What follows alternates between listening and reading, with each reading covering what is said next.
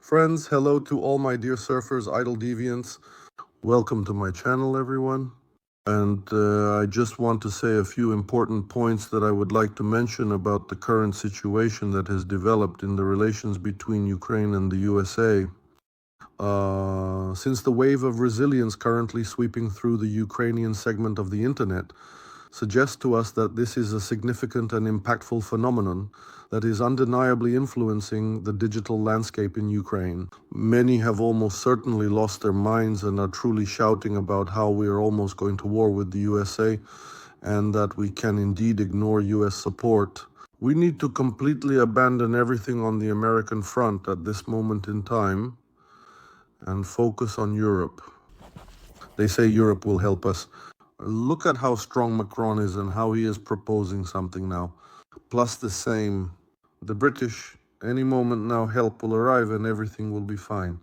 So all of this is simply nonsense that ignores reality. And I suggest we look at the situation carefully and sensibly. And always do what reason consistently dictates, not what emotions impulsively suggest. Because emotion is the worst thing we can truly allow ourselves in our complex situation. So let's model what the consequences of deteriorating relations with the USA will be slightly.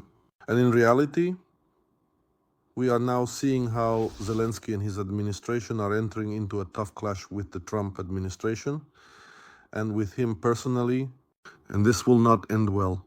So what is a fight with the USA? Well, it's a loss of air defense, a loss of satellite reconnaissance, a loss of HIMARS.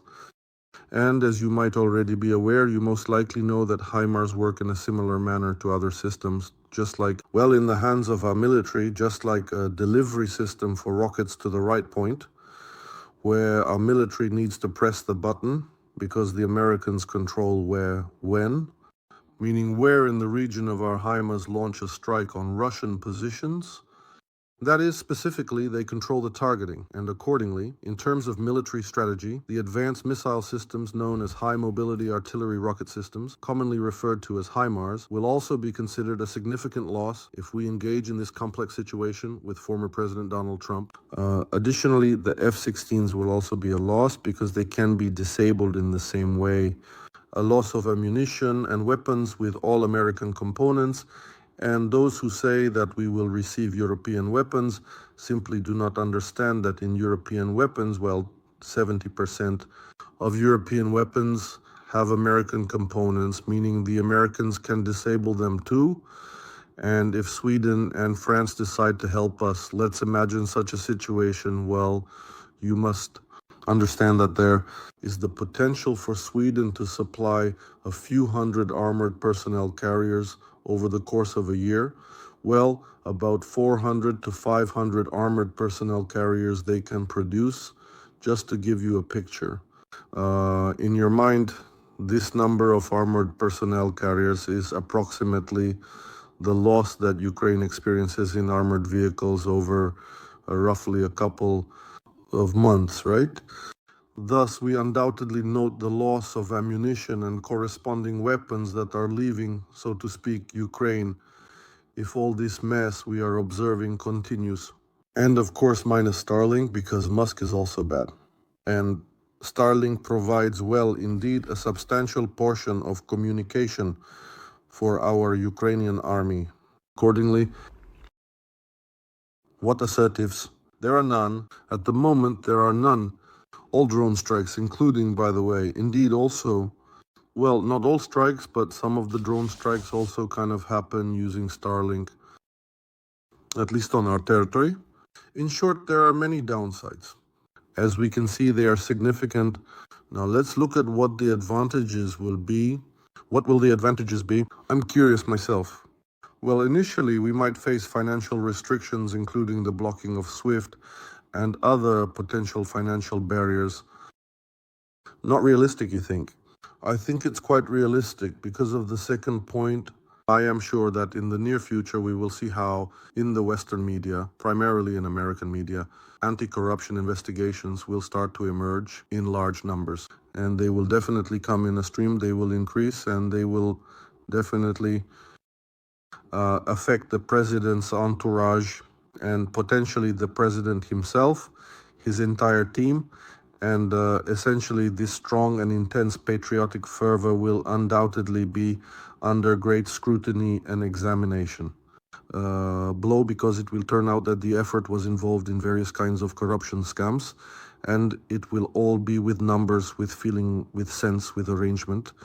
Well, in short, as they can, American anti-corruption journalists. And when all of this starts flowing through American and European media, the consequence will be financial restrictions. Point one, because Trump will have a reason to say, well, there are corrupt officials there, so why indulge the corrupt?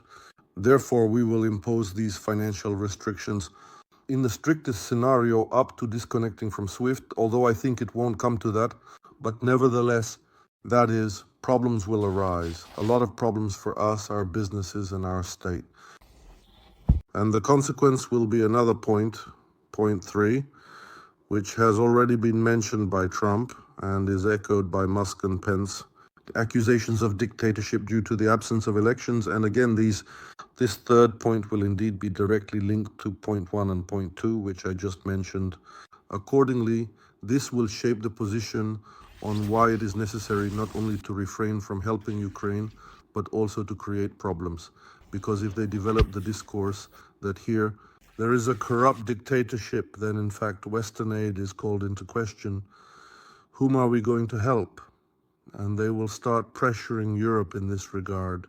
In fact, Vance already mentioned this in Munich, that we have strayed from our values, you have strayed from your values, and in this case, the Americans will appeal to these values. Now let's move on.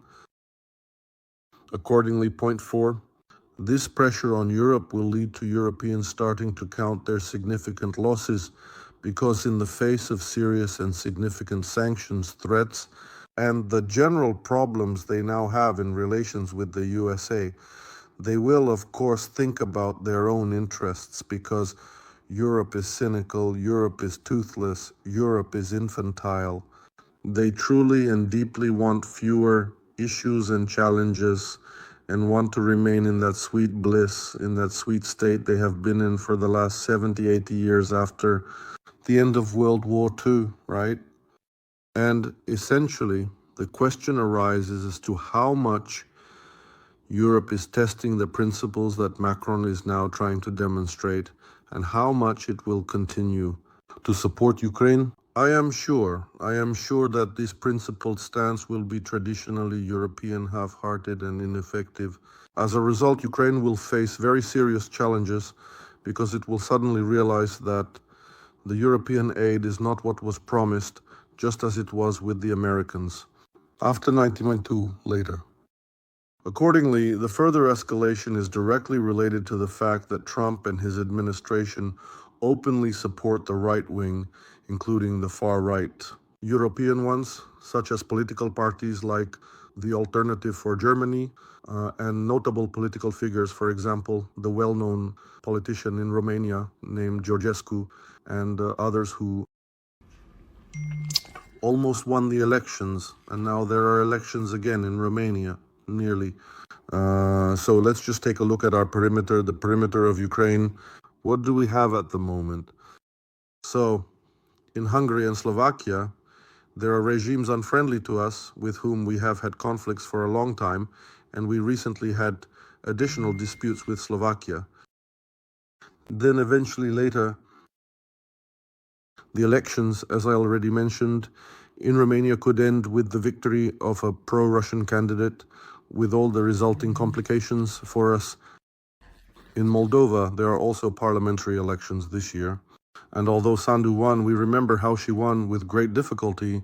And if a pro-Russian coalition wins in Moldova, we will face additional problems, because Moldova is a parliamentary republic, and Sandu herself, well, she won't manage. As if defend, let's say, indeed, the interests of Ukraine. She shouldn't defend Ukraine's interests, and she won't be able to pursue the policy that is beneficial for Ukraine and that allowed her to stand firm over the past 3 years since the large-scale invasion by Russia. Thus, we will ultimately, in the end, essentially be left with only Poland, and we know what serious problems we have had with Poland over the past 2 years, with all the trade blockades, historical issues, and so on. Moreover, in Poland, there are also presidential elections, which, although not as significant as parliamentary ones, still represent a substantial piece of power in the Polish state. And there, the Ukrainian issue is also a pressing topic. So, Poland depends on the USA, primarily in terms of security, because Warsaw fully understands that the Americans provide their security, essentially ensuring their sovereignty. Accordingly, they will definitely pay attention to the position of the USA because Trump can put the issue bluntly. And Poland, indeed, as a key hub for the delivery of weapons and ammunition in this location, as well as various strategic goods for Ukraine in the region, may also change its position. These are all interconnected matters. Thus, the picture that emerges is not very cheerful. Then the question inevitably arises, what will Russia and the States do regarding the Borsky route in the near future, which allows Ukraine to survive because there is currently in place a formal agreement with Turkey, an agreement that was negotiated with Russia to not block Ukrainian ports to a significant extent that trade would stop. And this trade involves, among others, Russian ships that transport goods to Ukraine. You might not actually know this, but I'm telling you.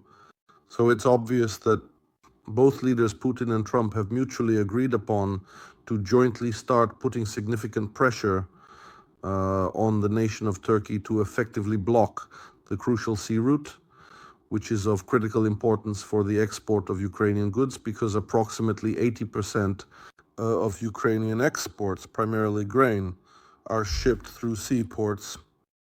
And as you may recall, we all saw what happened in 2022 when the unprecedented events, maritime logistics came to a halt and Ukraine faced enormous problems, unable to export tens of millions of tons of agricultural products, while the capacity of land logistics to countries like Poland, Romania, Slovakia, and Hungary and neighboring regions is insufficient.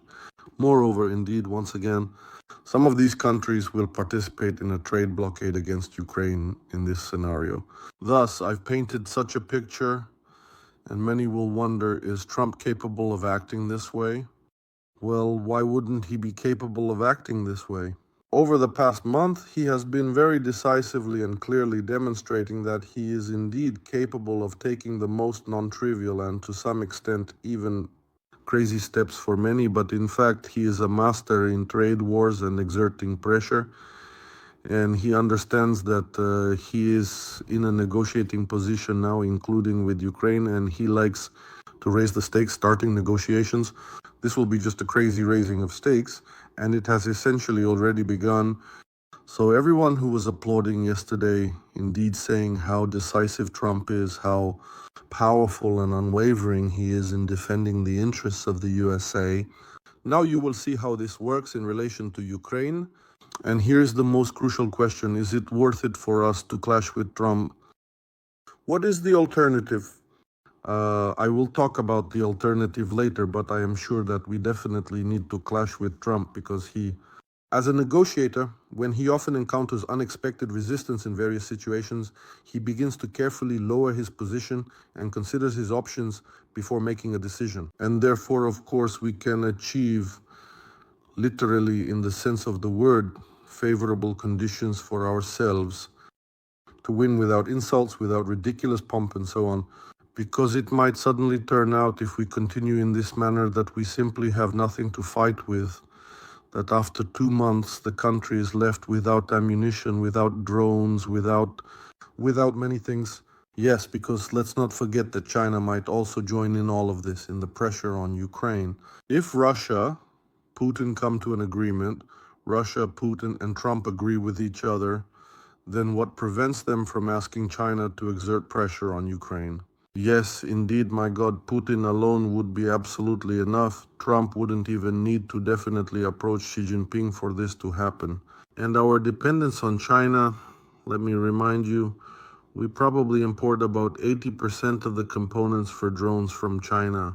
This could potentially become fatal in this particular case. So for us, it's absolutely clear and completely obvious. Without a doubt, it's right on the surface. It's important not to end up surrounded by fronts, not to repeat the fate of the Ukrainian People's Republic and the Directorate, political regimes in Ukraine in 1918, 1920, which found themselves without allies, without support, and as a result simply collapsed under the pressure from the Bolsheviks.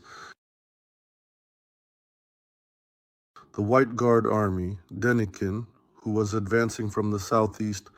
In short, Ukraine lost its independence at that time and was unable to defend it, or Poland, which in fact in 1939 was fighting on two fronts essentially. It fought for exactly 3 weeks. Some might say that by the time the Soviet Union began entering Poland, Hitler had already, in fact, defeated the Polish army.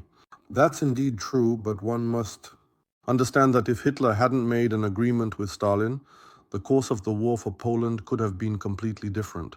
Because Hitler would have had to consider the possibility that Stalin might support Poland based on some strategic interest of his own, and the West, represented by France and Great Britain, could have struck from the West.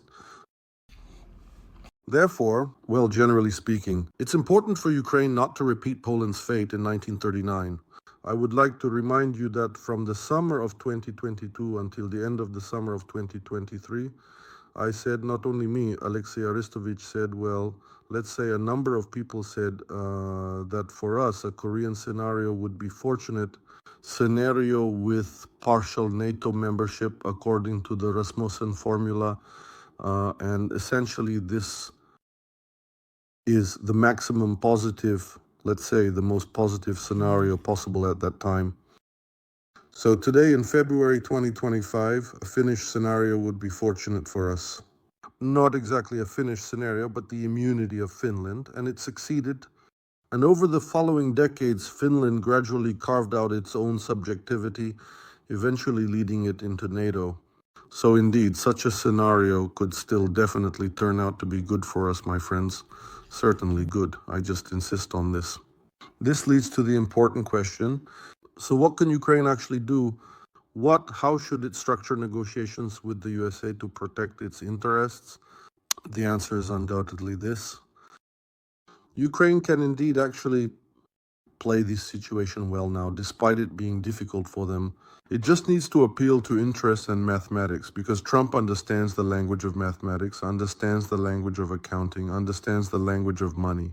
And this conversation needs to be translated precisely into this plane, especially since they mentioned those amounts of 500 billion there. This doesn't mean that Ukraine literally has to give 500 billion there. It means the prospect of a deal framework within which the Americans could be engaged.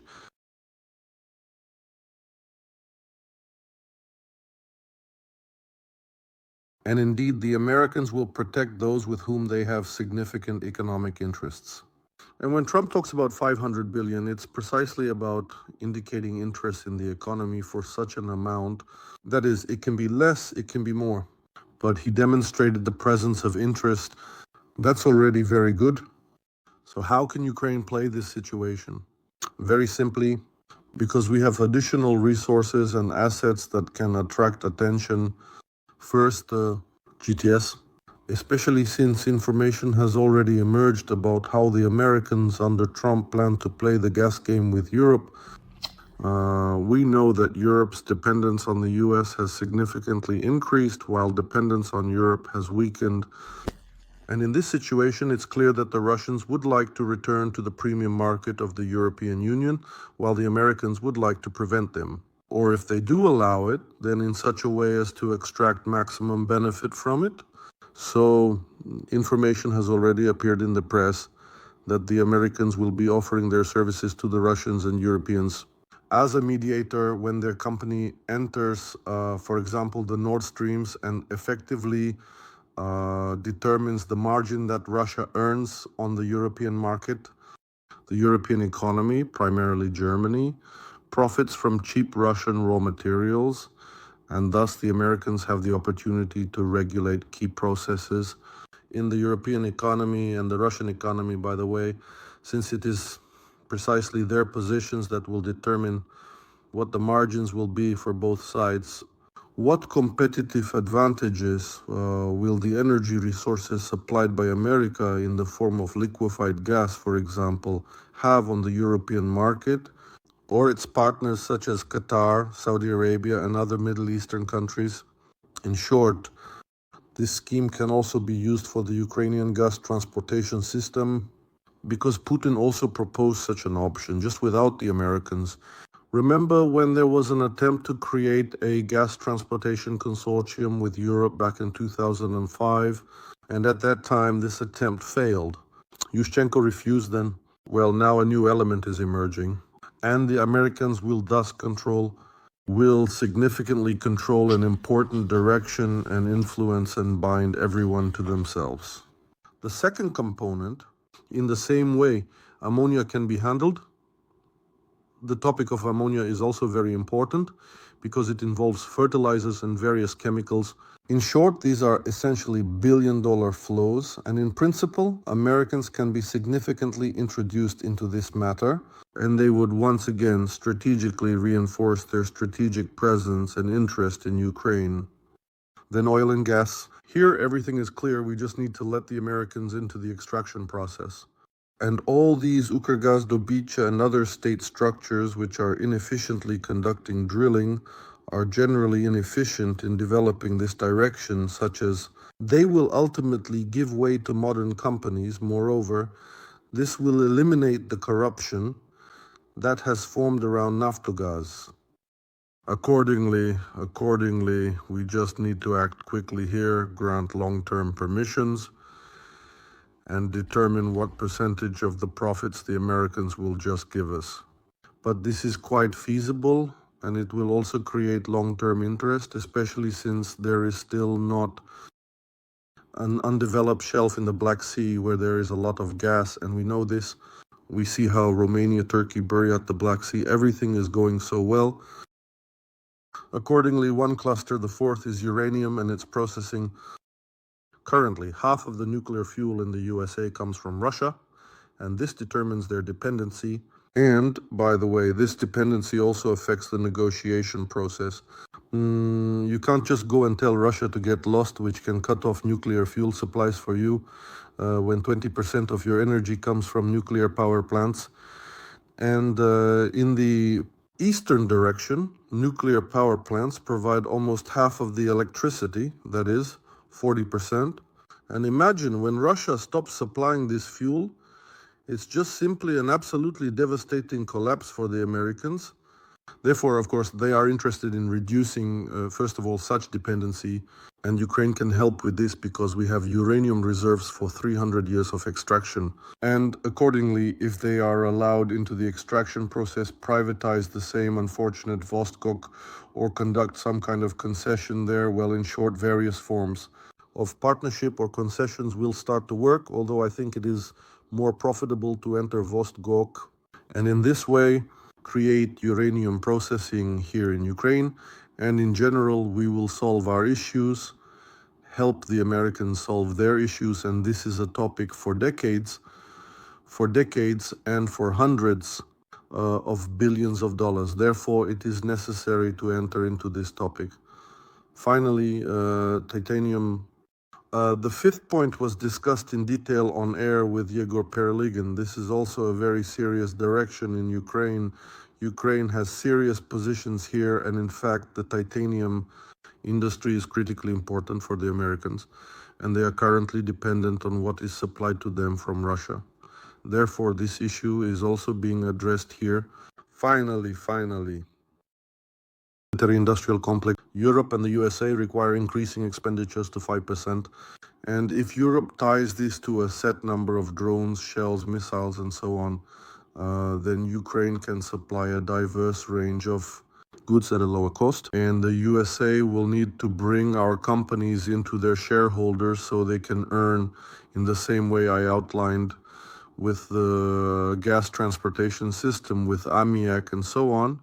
That is indeed, if Europe intends to move forward with its plans, it will inevitably succumb to US pressure.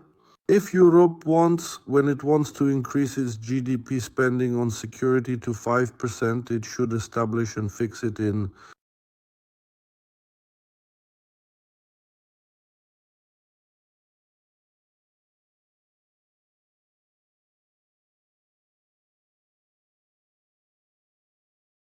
this matter. We have achieved significant heights.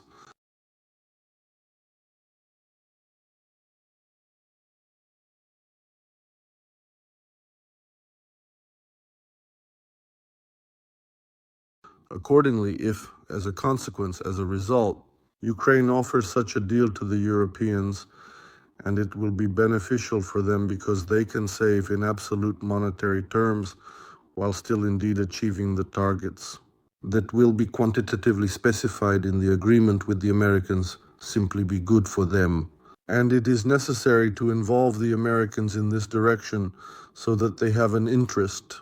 And finally, agriculture, everything is clear here. The Americans are already present. It's just necessary to ensure stability and clarity of the rules of the game, and everything will be fine. And finally, it is necessary to start the negotiation process with the involvement of Oksana Markarova, our ambassador of Ukraine to the USA, because she simply causes heartburn for Trump and his team. She is absolutely and completely ineffective.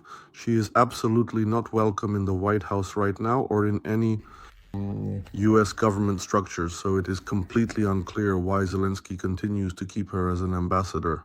Another form of communication is needed.